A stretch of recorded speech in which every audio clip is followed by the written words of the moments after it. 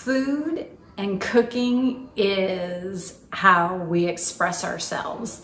It's how we experience joy, how we live our passion, and how we connect with other people. And being a professional personal chef is about as far away from cubicle life as you can get.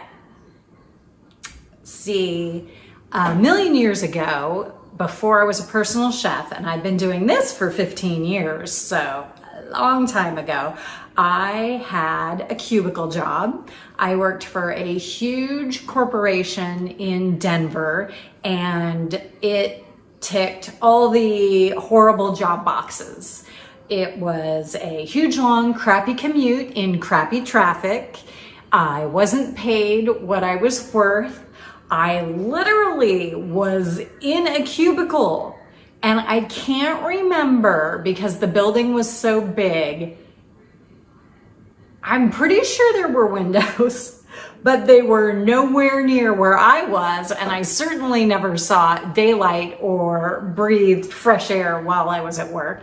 And it was a huge company that did all the crappy company things. We went through mergers and layoffs and changing management and changing job duties, all that crap that you have to do.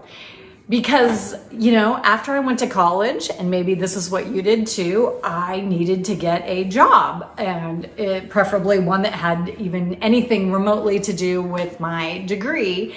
And by the time I got through school, I realized I really wanted to go to culinary school. I loved to cook even then, and I really wanted to do that.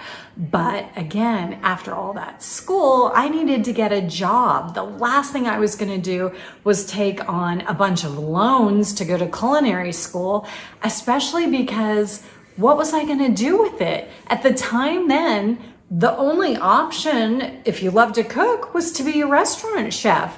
That was the holy grail, to be a restaurant chef. And somehow we had this glamorous idea of running a restaurant and walking around and greeting customers or cooking or whatever. And the irony is that's not even what it looks like. It's nights and it's weekends and it's low pay. I worked in a ton of restaurants while I was in school as a server. And I tell you, I could probably count on one hand the number of restaurants that actually had chefs instead of just line cooks. And they worked all nights, all weekends, horrible hours, totally underpaid, totally burnt out. And it's funny that that isn't really the dream that culinary school sells you on. And that's what they teach you to do, is how to be a restaurant chef. So I love to cook, but I went to my, regular crappy job for years. And while I was doing that, I would still cook for me and my boyfriend at the time, who's now my husband. And occasionally I would do little caterings for friends, like if someone had a bridal shower or a cocktail party, and that was awesome. I loved doing that, but I didn't know how was I going to turn that into a job, especially one to replace my corporate job, because catering's special occasions and stuff, and I didn't have a commercial kitchen, and leasing one was ludicrously expensive, and it's kind of like the chicken and the egg. I couldn't afford to do it without having a bunch of catering clients, but I couldn't get a bunch of catering clients until I had that. So I didn't know how to get started with that. And again, that got back into all nights and weekends and inconsistent money, and it just wasn't a good fit either. But I had fun doing it on the side, small and boutique style like that. So when I finally heard about personal chefing, it was like this huge epiphany when I learned that I could become a personal chef.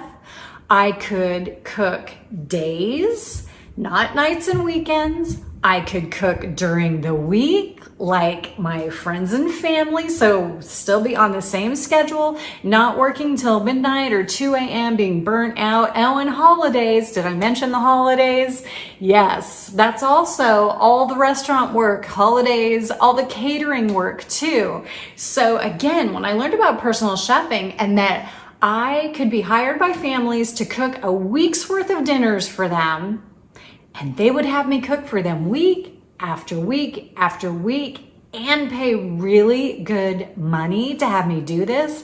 It was like the clouds parted and the sunbeam shone through and the angels sang. I mean, it was amazing. And it still amazes me that I get to cook for clients who love me. They adore the food I make, but most importantly, they love the effect of not having to do their dinner shopping, not having to worry about what's for dinner, not doing that like 5, 6, 7 o'clock scramble to figure out what they're gonna feed their families.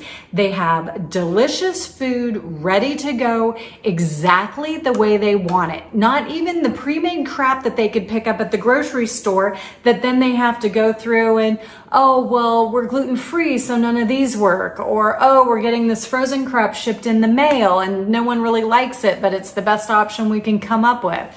They get food perfectly cooked for them by their personal chef.